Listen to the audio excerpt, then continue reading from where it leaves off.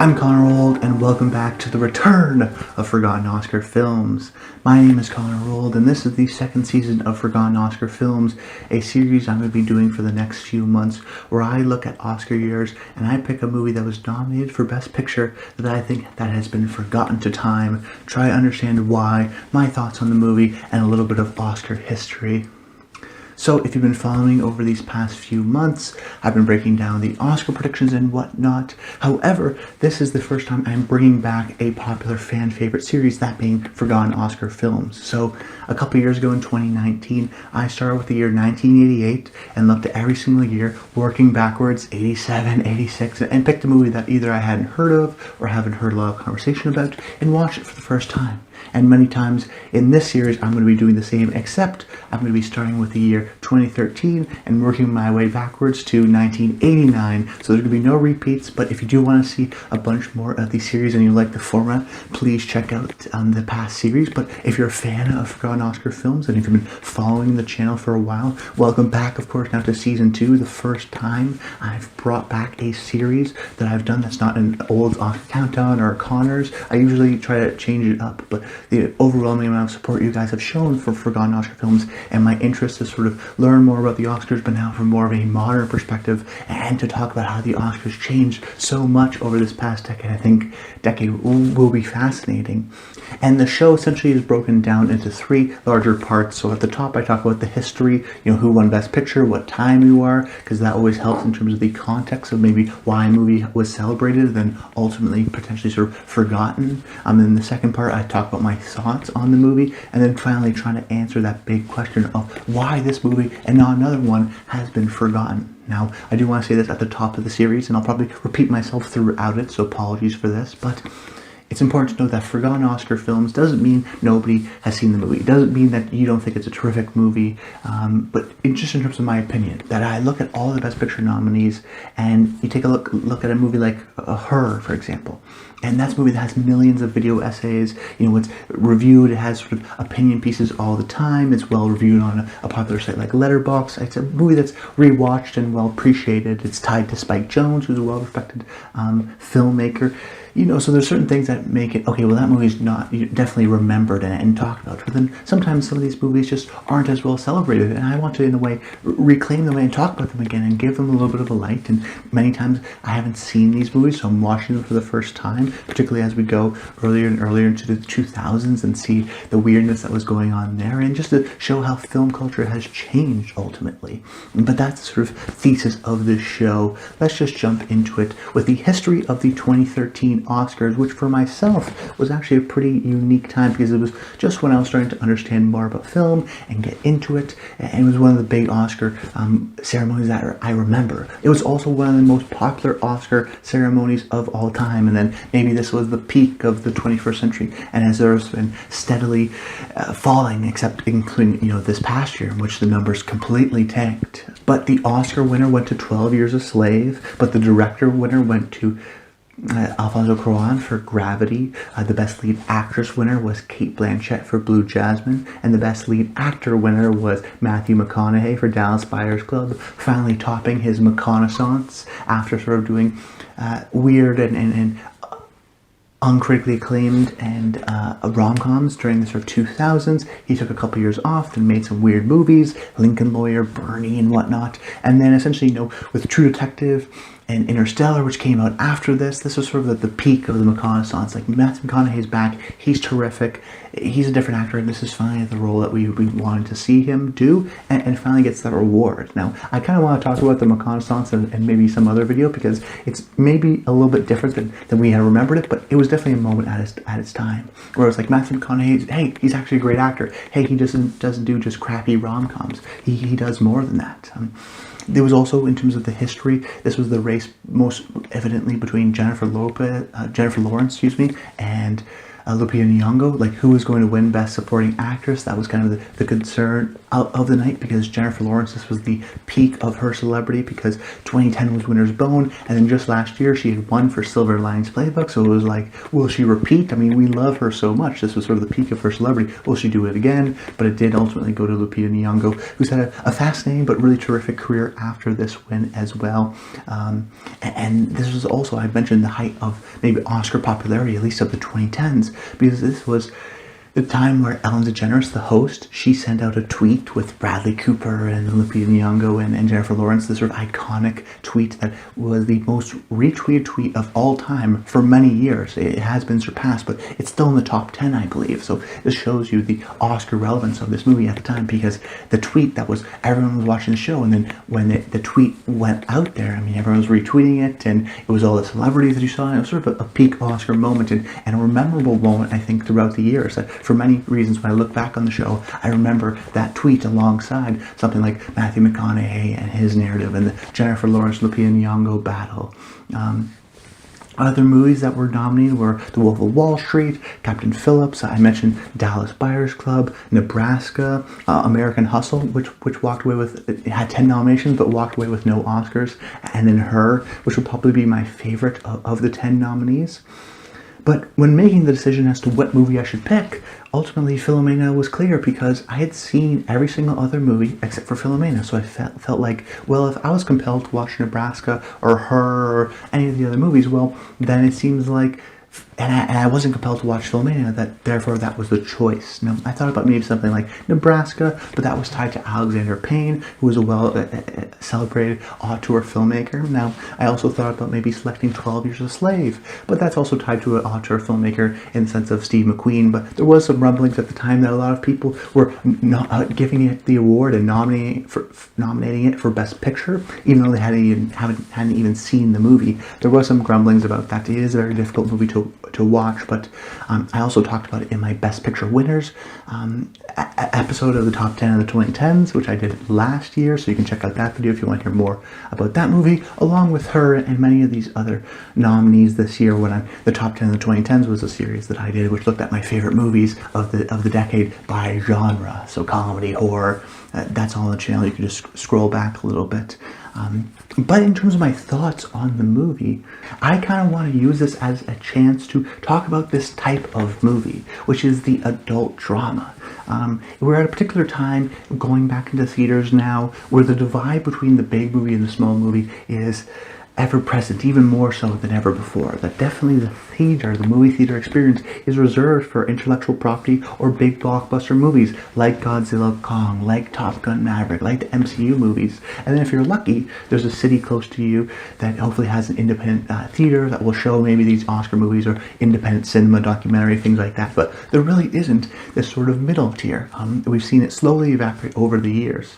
But what the Oscars have been terrific at is rewarding and celebrating the adult drama as as equal to the other genre movies, the other well-appreciated popular movies. The Oscars have done an incredible job at always recognizing and achieving the end, sort of elevating these types of movies. This was an example that I think, because of its Oscar buzz, had made a lot of money as well, did very well overseas in particular. But I think Philomena is actually a terrific example of this type of movie, particularly in the past, 10 or so odd years. 2013 was, you think about it, was that only 5 years ago? No, that was almost 8 years ago now. So crazy to think about that. But I think Philomena represents this, and even its director, Stephen Frears, in many ways also represents this. I mean, his past films, Victoria and Abdul, Florence Foster Jenkins, even The Queen, kind of fit into this sort of aiming at an older demographic, adult drama with no sort of larger pre-concepts, just sort of either conversations, or it's a historical piece, or it's not sort of big and grand and action-packed. It's more maybe as movies used to be in the 80s and in the 90s, or I would say even earlier with the 60s and the 50s, however, has sort of fallen out of a favor. Now we can talk about why that is. I think in some respect, the movie studios are training audience members to only go to the theaters for these big movies, because that's the only types of movies they promote heavily, whereas, a Philomena will sort of just get thrown out on theaters, and maybe it succeeds. In this case it did, but I think if Philomena maybe came out in 2019, it may not have been as big of a hit. And personally, with Philomena, but also with sort of these larger adult dramas, I do have a little bit of a complex relationship to them, because I appreciate that they exist. I kind of want to see more of them, because sometimes I like them a lot when they're often a wolf in sheep's clothing, as in something like A Beautiful Day in the Neighborhood, which I think confronts a lot of these themes, and I like to see an adult drama. But more specifically as well, I am conflicted because they're definitely aimed at an older demographic, and I don't always connect to them. And I think oftentimes they don't treat the audiences with the most amount of respect, and sometimes they're overly sentimental and sweet, and they're hard to get into from that perspective, which may affect their rewatchability, which therein may affect its chances as being remembered. We'll talk about that a little bit later. But in terms of my thoughts on the movie, I do have a sort of a similar split opinion of it. I really appreciate the heart of this movie. I think Stephen Frears is a director who has a very interesting career. I mean, doing stranger movies early on, like Dangerous Liaisons and High Fidelity, and then, or My Beautiful Laundrette, even earlier before that, and then it sort of morphed into sort of this adult drama with a sentimental streak later on in his career. But I think he's probably one of the best to do that he's always able to capture sort of the themes that are interesting of the movie, and why this story couldn't be a magazine article, that's actually best told as a movie in the film. So it's got a strong heart to it. The chemistry between Judi Dench and Steve Coogan is terrific. They're both great performances and do a great job here. I also really, I don't want to spoil the story, but as it starts to go on, very much so, I thought, oh, I know where this is going, this is going to happen, and this is going to be the plot. And then when it doesn't do that, and it sort of reveals itself, and just its ability to use film and to use time, to see Philomena as someone reflecting back on her own life, but a life that she never had, and sort of the longing that she has with it. But I think it's sort of the strongest central theme of the movie and understanding of the movie, and Frears definitely understands that and plays those emotional moments to that theme, and particularly works well with the medium of film and its ability to remember back on events and Philomena's viewpoint of those events rather than how they actually were, and the sort of battle between that. And that's what I really appreciate about the movie. There's certain moments like that that are so terrific. But then there's other moments that are frustrating in the sense that there's a clear divide, almost too obvious, that, okay, there's a cynic and there's someone who's an optimist. The divide between the characters, I mean, they have these speeches like over and over again. It's so hammered home, and certain emotional moments are definitely sort of sweeping grand music, and it's really over the top at times. I also think that the character of Philomena Lee, while she may have been like this at times, does feel a little bit bumbling and feels like the butt of the jokes rather than laughing with her and appreciating her. Although Judi Dench is able to capture sort of the humanity and heart of this movie and of this character. So while I don't think it may have made my top 10 movies of the year list, I did appreciate where the story was going and its sort of ability to understand the sort of interesting theme of the movie, but at times there is sort of just an overly sentimental, overly saccharine kind of an approach to the filmmaking, and sort of a clumsiness that I didn't really appreciate, where Frears is able to understand sort of Price linking throughout the story, but at other times it's so over dramatic that I kind of saw the how the sausage was made, and I was sort of not as engaged or emotionally invested as I would have liked to be. But then more largely in terms of why this movie has been forgotten, I think that a central way to answer this question is to do the opposite, is to answer, why does a movie get remembered? And there's many different ways, of course: box office, popularity, ties to franchises, sequels, whatnot. But I think two larger things, particularly with the Oscars, the first one being connected to an auteur director, being connected to a director who has many movies with a distinct style that, for example, Nebraska, I almost was going to do. But if you like Alexander Payne, who is well appreciated and well regarded as a great filmmaker, and someone tells you, oh, Sideways is one of my favorite films, maybe you'll check out Sideways. And if you really like Sideways, you may check out a lot of his other movies. And I think he has a distinct tone of humor and comedy. And, you know, Election was a movie that I think that's on the Criterion Channel. I mean, it has been celebrated. So his career has been celebrated. So therefore, if you have an auteur kind of director, most of the times your movies are remembered in that sense. And I think in the other sense, the rewatchability of a movie is so key. That certain movies are great because they allow you they intrigue you to want to watch more. And then when you do watch more, it reveals itself once you know the story. And Other movies are just really fun to rewatch because of scenes, because of how they're structured. You know, heist movies are really terrific at this. But with these adult dramas that are so reliant on the story, sometimes we just don't see that rewatchability factor. That the purpose is to tell a great story the first time with the emotional revelations, but then when you rewatch it, there's not necessarily anything to gain in terms of the larger themes or the different perspectives that you gain with a rewatch, because for the most part, it's just telling you a nice story that's interesting and has good performances, but then maybe you don't think about it furthermore, except for having a good time at the movies. And I think that's totally fine, and I appreciate those movies. I think Philomena is a great sort of rainy Sunday afternoon movie, and if you do sort of watch it in those pre-content contexts, I think you will enjoy the movie. And I think it's a movie that's easily recommendable, and there's not surprising me that the movie did very well, grossing over $100 million worldwide. It has a great sort of heartwarming feeling to it. However, in terms of being forgotten, I just don't think that it's easily rewatchable. I don't think those emotional revelations will be as impactful the second or third time. So if people aren't rewatching it, well, people aren't talking about it. People aren't logging it onto Letterboxd. People aren't going to Twitter and saying that, hey, this is an interesting movie, or writing an opinion piece on it.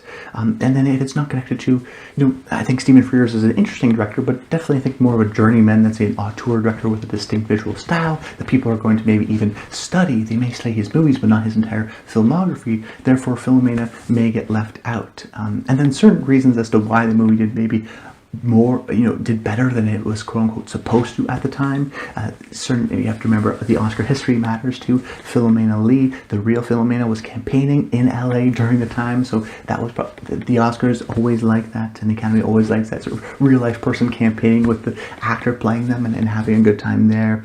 Stephen Frears is also a director who's had 3 of his movies be nominated for Best Picture, and he's also been in situations where he's been nominated for Best Director and his movie wasn't nominated for Best Picture. So he's a very well-liked member of the Academy, and often his movies do get nominated for at least costume design or production design, or actress or something like Meryl Streep or Florence Foster Jenkins. So so there's a couple sort of historical reasons as to why this movie did so well at the time, but in terms of why it's been forgotten, why people don't love it as much, I think it's because it does lack that rewatchability, because it's not tied to an auteur director. And then I think maybe more generally, it's not as well crafted as some of the other movies. Doesn't do anything to change the way we look at movies. It's sort of a effective, straightforward story that I think misses some beats at certain times, which is frustrating, which is why I'm not sort of a glowing review, but I do appreciate its heart. I do understand why it was successful, and I do understand if someone would really love this movie. However, it does make sense to me that this movie is not as beloved as some of the other nominees this year